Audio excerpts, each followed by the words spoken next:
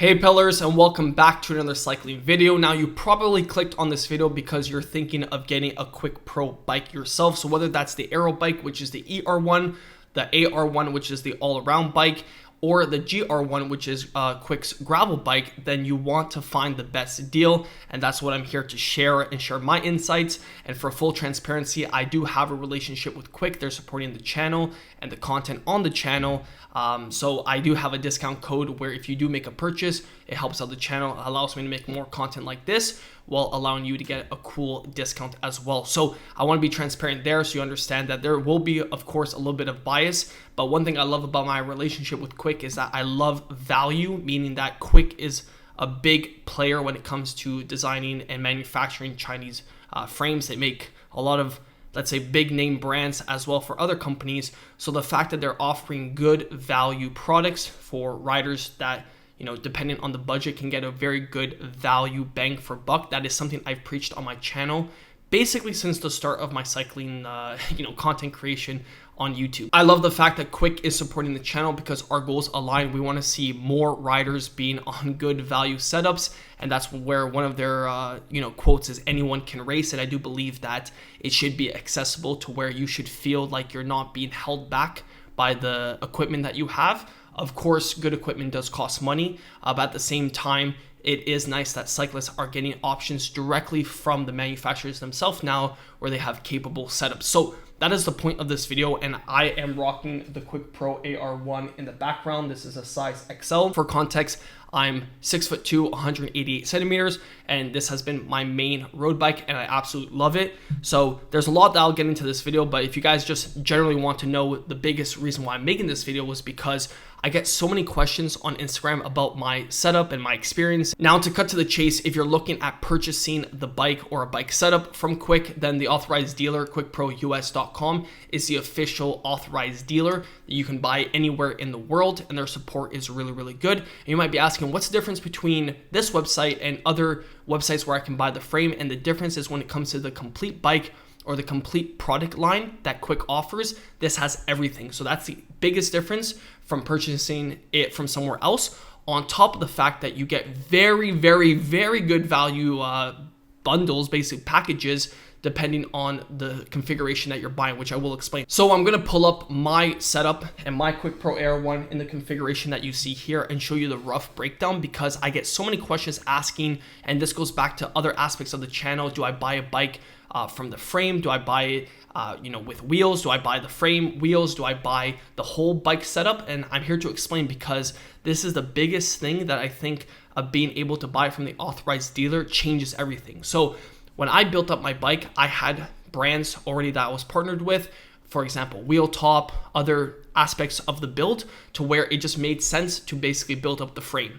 So Quick sent out the frame and the wheels, and then everything else I put together myself. So I'm gonna show you guys the breakdown to explain the cost of it. So the frame with handlebars and offset seat post comes in at 2,100 USD. So you can see that here, and that's a great deal, because if you know anything about integrated handlebars, one-piece handlebars, in Rovell's or in Specialized, you're paying upwards of $500. And most brands are really, really expensive when it comes to handlebars. So if you buy the frame, they add it on for an extra, I think, $200, $300. So great value. I love the bars. I love the geometry of it in terms of the aesthetics, in terms of just everything. It's a really good looking bar. Now the wheels are the FTCs. They do offer carbon spokes as well as an upgrade when you do buy the bike complete, but these wheels alone, they're on discount right now as well, but those retail for $14.99. They come in at around 1,300 grams, so great wheels, 50 millimeters depth, so great racing wheel.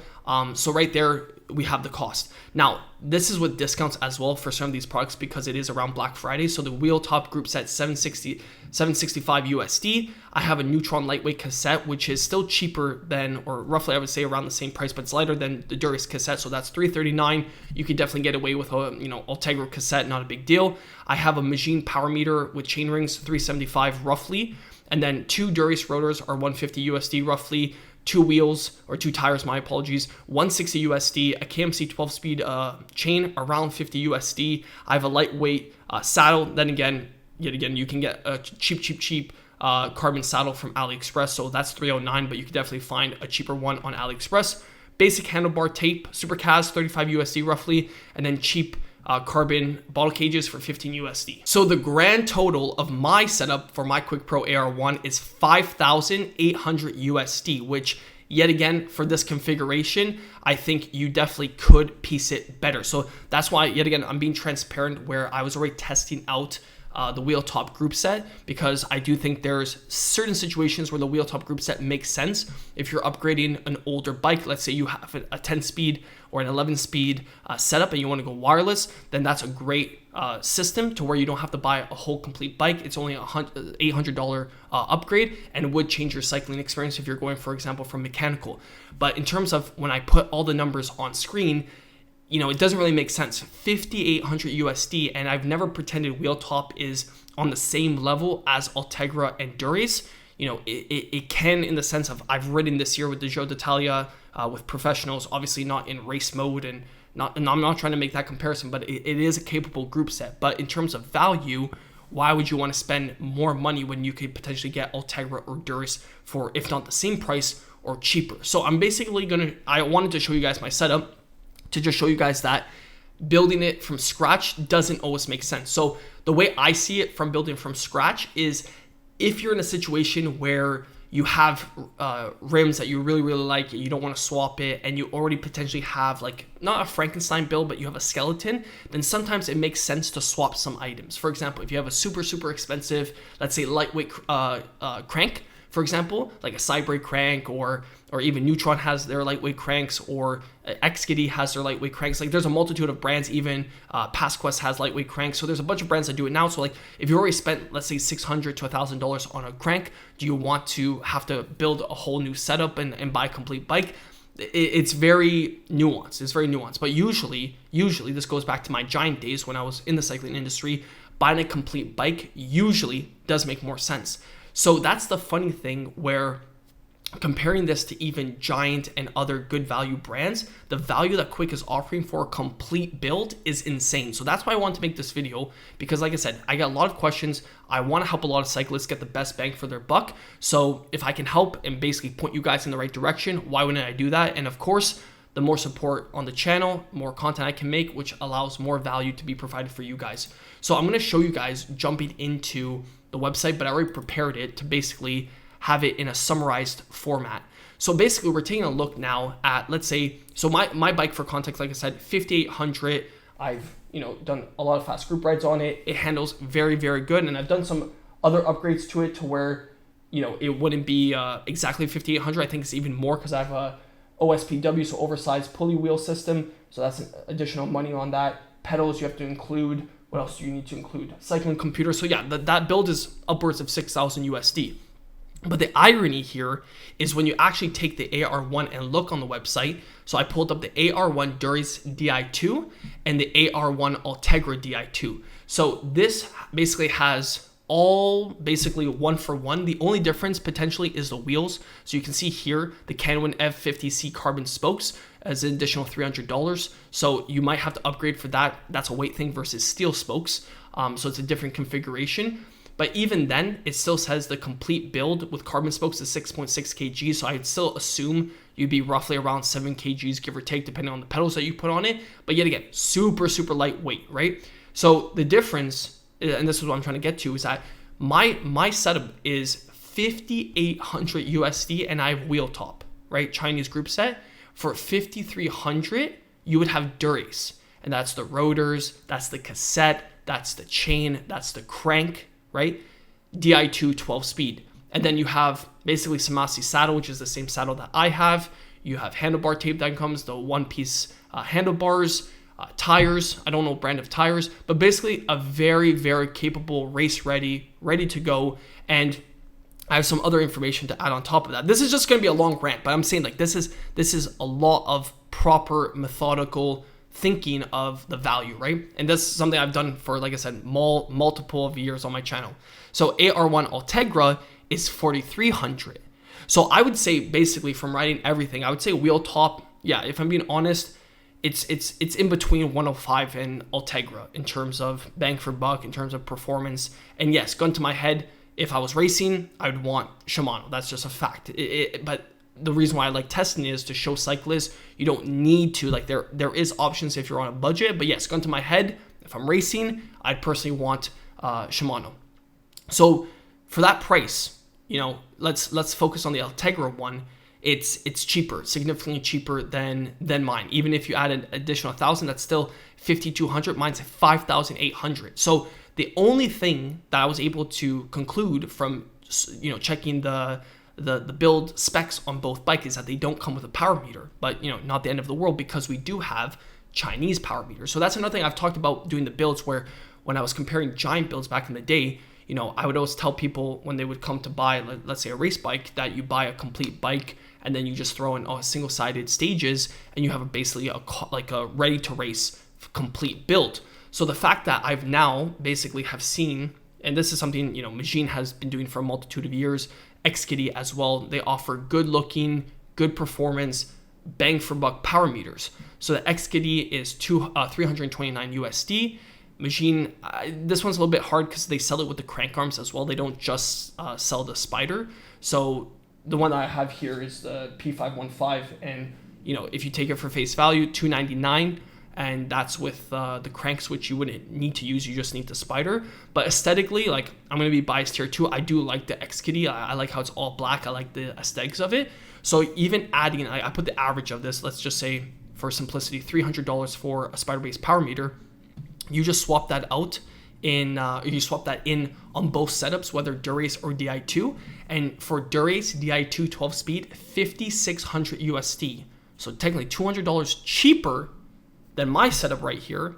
And with Ultegra, 4,600 USD. So $1,200 cheaper. And I would say the performance on this setup would be better than my bike. Now, yet again, like I said, I don't think there's, other than the weight aspect in terms of performance, steel spokes versus carbon spokes is more of a weight thing. So I'm assuming, here I have carbon spokes. So that's why this build is so light. My build setup, even with not having, Dura-Ace or even Ultegra, because wheel top is heavier, this is coming in at around 7.2 kgs. And there is, easily, if I swap that with a carbon crank, I didn't have power pedals on it. Yeah, you're looking at around 6.97 kgs. So that's how it's so light, but I can only imagine how light it would be. That's why they're saying 6.6, because if you have carbon spokes like the ones I have, plus Dura-Ace, plus let's say you throw on a lightweight, like you could get it stupidly lightweight. So the point, and that's why I'm going to show again my build setup, is that it just doesn't make sense.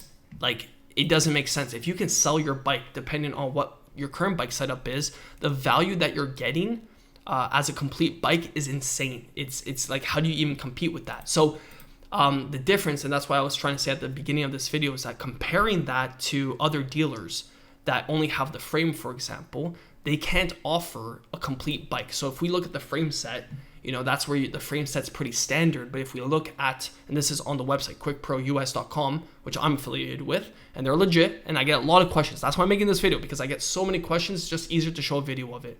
If you look at the road bike setup, and we pull up the ER1 Dura-Ace, and we pull up, let's say, the AR1, where's the AR1 Dura-Ace?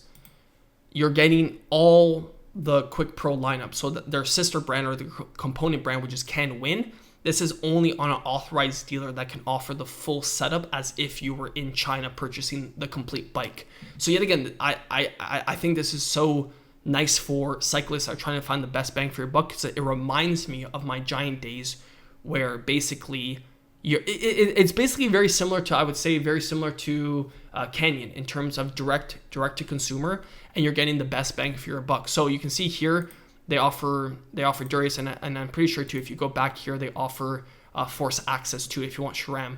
So depending on your budget and which group sets you like, for racing and for road riding, I love Shimano personally. But yeah, it's crazy the value that you're getting. You can adjust the height, you can adjust the wheel set that you want. You can get even more expensive wheels for an extra $600. So those are the Can Win RC50 Ultras. So they have different options, and maybe I can do a better breakdown on the components that they offer later. But they have different for the ER1, for the aero. They have the narrow option, which I think is less aero and more narrow, and that weighs less, versus the default super aggressive aero forks. But yeah, like that's Aero.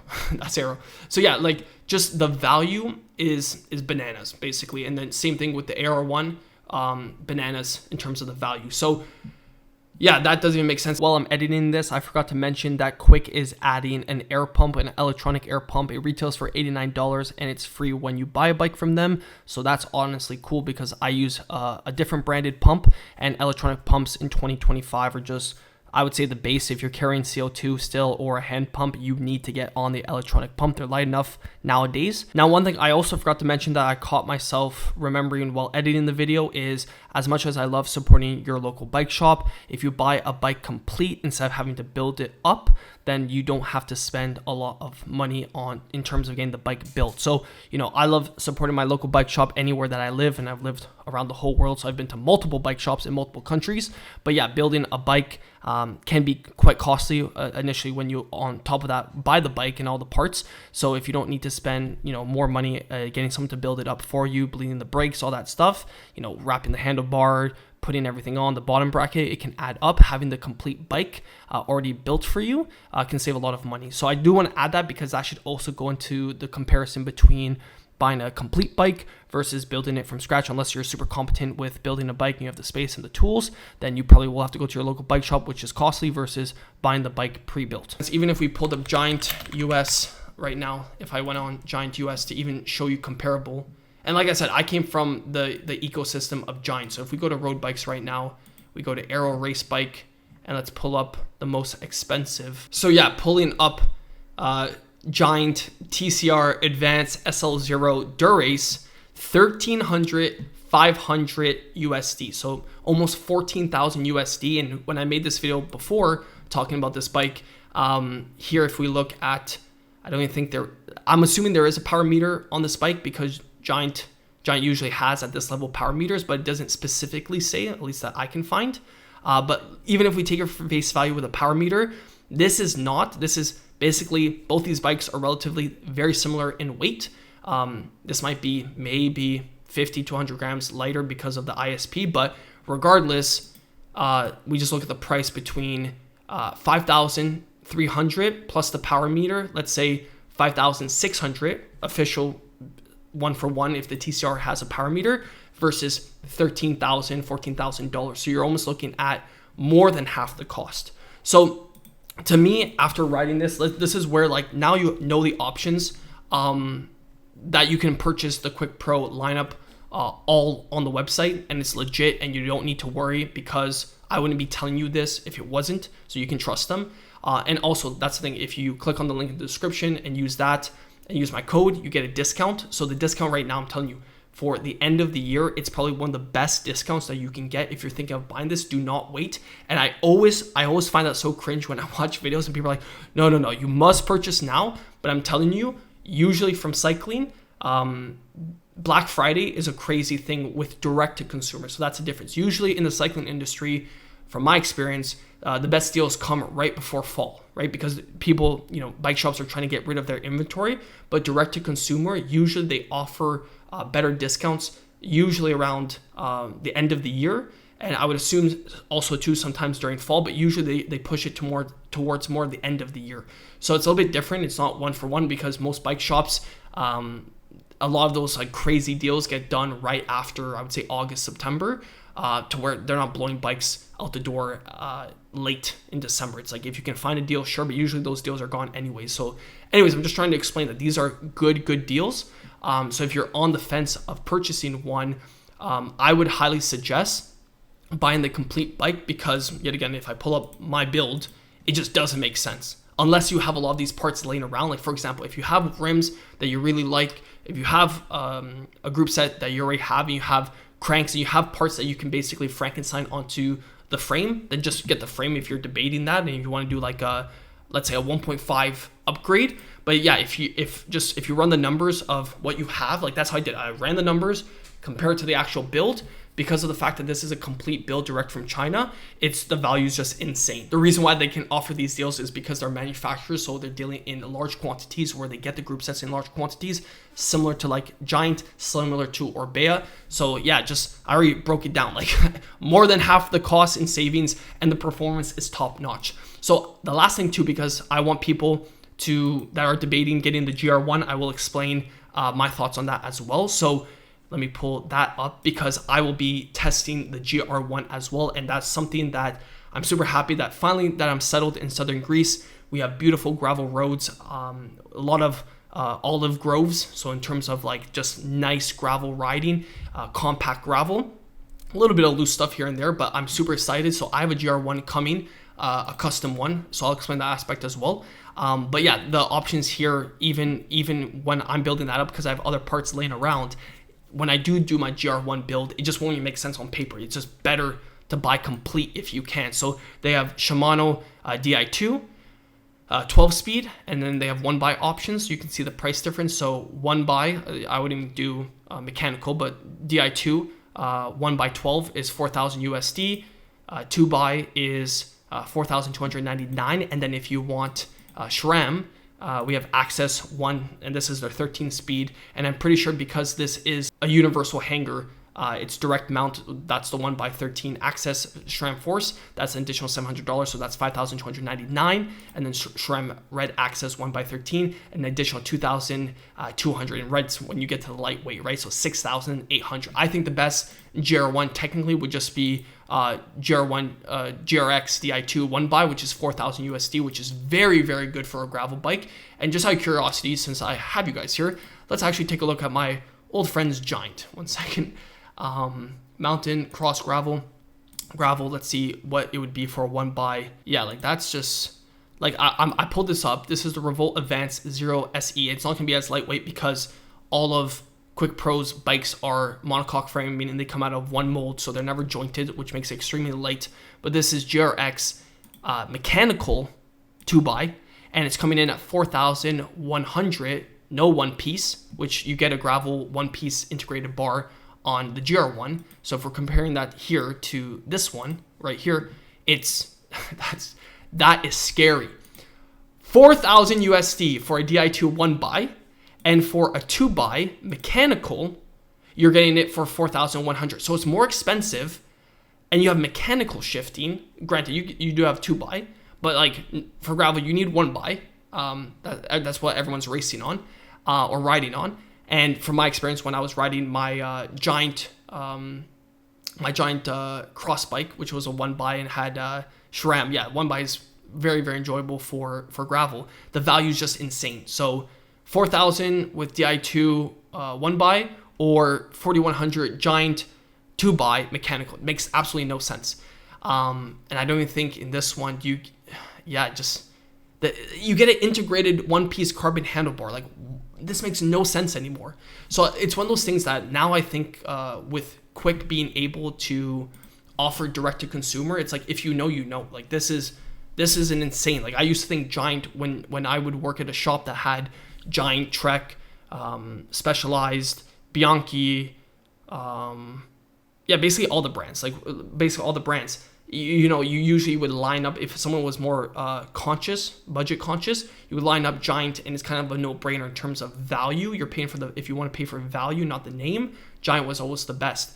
So now comparing Quick to Giant and just seeing that the value is just crazy with Quick, it's like with any other brand, you know, it's a no-brainer. So I want to make that very clear that you can trust this website. If you are looking to buy either the ER1, the AR1, or the GR1, you can definitely buy it here. And if you do, using the link, it supports the channel, which I greatly appreciate. And now this will be the part of me just yapping basically about each bike in terms of performance, because now kind of having my experience on the AR1, I do have a good take on Quick, and I've learned some more stuff about Quick as well in terms of their manufacturing, which I can't go into, I can't go into great detail, but they make for a lot of big brands. So they know what they're doing. And that's the thing. If you have a company that's making true monocoque frames, meaning that it comes out of one mold in one piece, they definitely know what they're doing. And they're definitely a big player for other companies as well.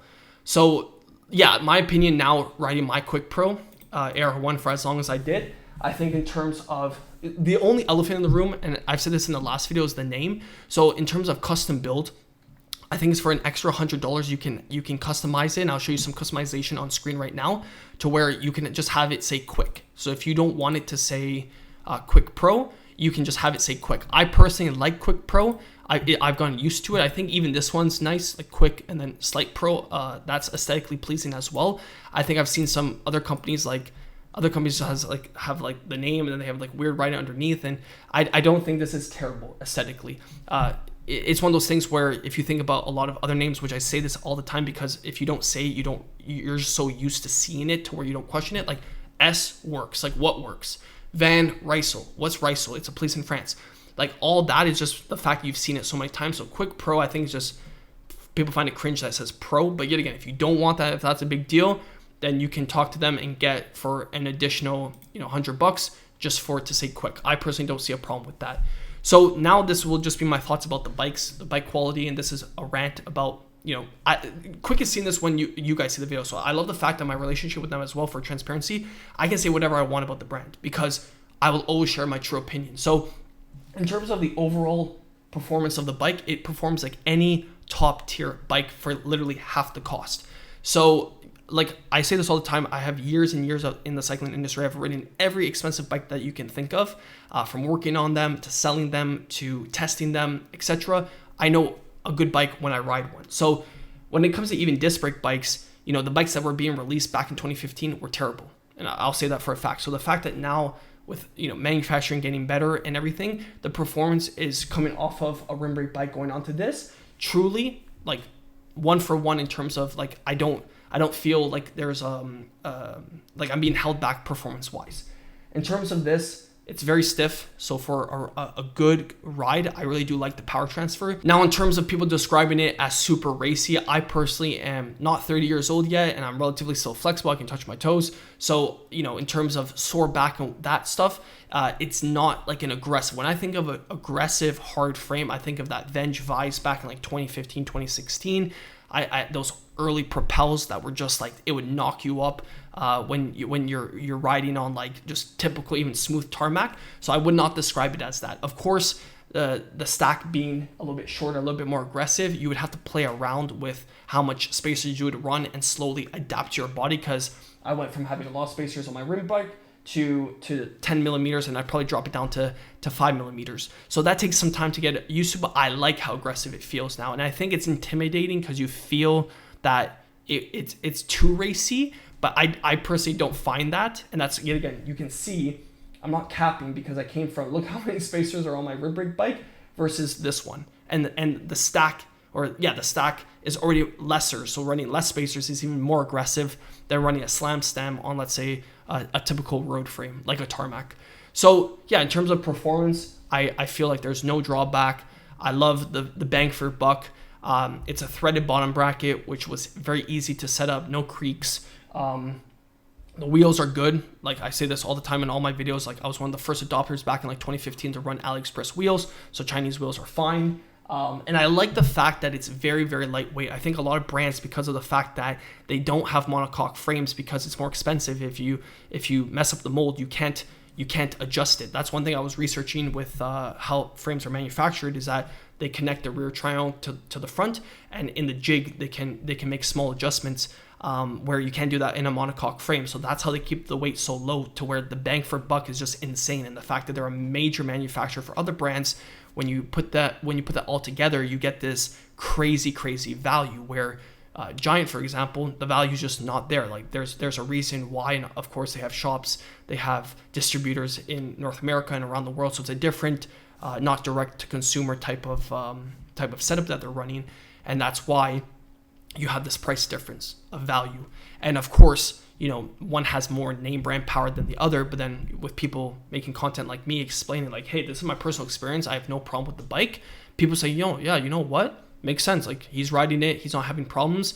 It's a good bang for buck. So that's why I take it so serious too, where I wouldn't be partnering up with Quick if I didn't think they made a good product, because I was not being forced to ride it. So I like the fact that now we're developing that relationship to where I can make more content, which I want to show you guys more training content, more gravel content, just a bunch of other content. And there's some other plans too, in terms of potentially riding with some pros, during the base season stuff that I want to plan out. So it's just cool to have that support now.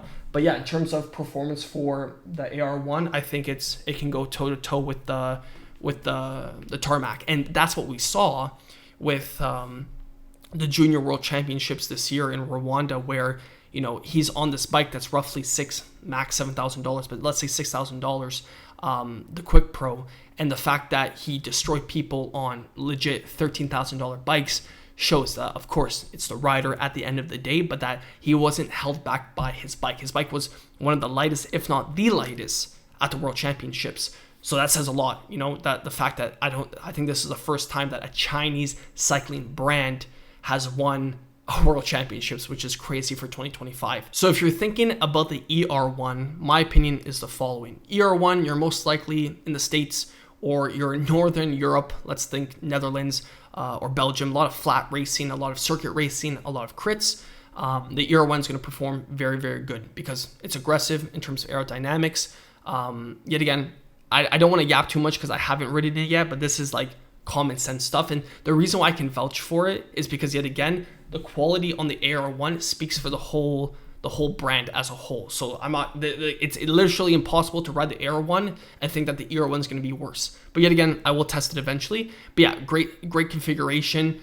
You are paying for the add-on aspect. Like from here, it's an extra $100 for the aero aspect of the the frame and whatnot.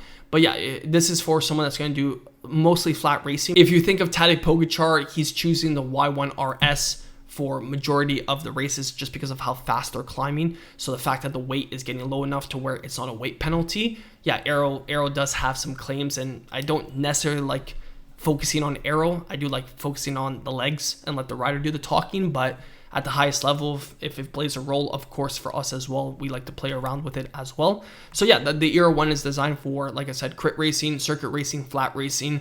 The AR1 goes head-to-head with a tarmac, so it's a do-it-all bike, climbs really well, can handle it in the bunch really well in terms of flat. You can race road races, circuit races, crits on it as well. But the reason why I initially chose it was because I live in a very mountainous region. So for climbing, it's obviously going to feel a little bit better than the ER1, but yet again, not crazy night and day. It just specializes in, I would say, more dedication in terms of climbing. And of course, because one's aero, this is going to be naturally slightly heavier than here. This is where it says for the carbon spokes, it's a 6.6 kg versus here being 6.8 kgs, which we understand more materials for carbon, or more materials for the aerodynamic aspect of the carbon. So yeah, that's that. And then in terms of the GR1, I have some qualms about it in terms of things I'm not too impressing. Yet again, this is the fact that I can share my opinions. So the fact that it's 45 millimeters max tire, if you see here, max tire 45, I think that's unfortunately unacceptable in 2025 going to 2026. Minimum, it should be 50 millimeters, and being able to potentially run wider tires like mountain bike tires. Granted, you could put on 650B tires or rims, but yet again, that's just too much faff. In 2026, you should be able to have 50 millimeters being the minimum rear and front width. So I would say that's unacceptable. In terms of the compliant seat post, this is compliant. Suppose you can run a zero offset seat post, because that's what I run here. So yeah, also if you guys want a more aggressive position, you can swap that out. You just have the contact support.